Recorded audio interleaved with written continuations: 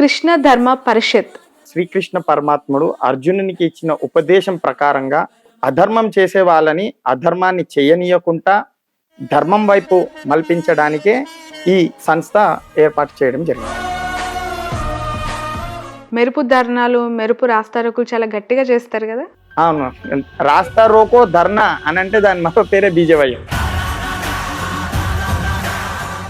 So ఈసారి old city నుంచి BJP చాలా గట్టిగా ఫైట్ చేస్తుంది, ఒక ఎంపీని గెలిపించుకుంటాము అని చెప్పి ఛాలెంజ్ చేస్తున్నట్టు తెలుస్తోంది.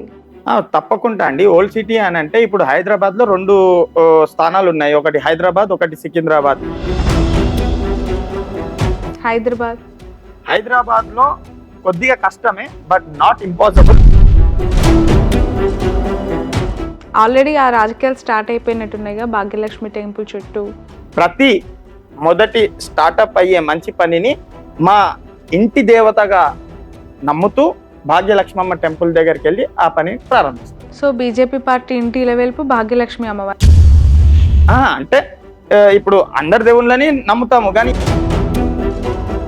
ఏదో ట్రస్ట్ పెట్టానన్నారు, సేవా కార్యక్రమాలు చేస్తున్నానన్నారు, బ్లడ్ డొనేషన్ క్యాంప్స్ కావచ్చు, లేదంటే ఉచితంగా కొన్ని మందులు కావచ్చు, ఫ్రూట్స్ సరఫరా చేస్తున్నానన్నారు.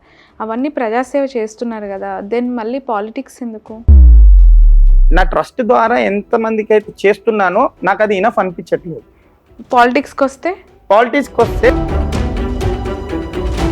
మేము 3వ సారి ముచ్చటగా నరేంద్ర మోదీ గారిని గెలిపించుకుంటామన్న గట్టి నమ్మకంతో మూవ్ అవుతాం. ఏంటి మల్కాజ్గిరిని ఎందుకు అడుగుతూ ఉన్నారు? మీరుండేదేమో నాంపల్లి దగ్గర, మీరేమో మల్కాజ్గిరి అడుగుతూ ఉన్నారు. మల్కాజ్గిరి స్థానానికి నేను సూట్ అవుతాను.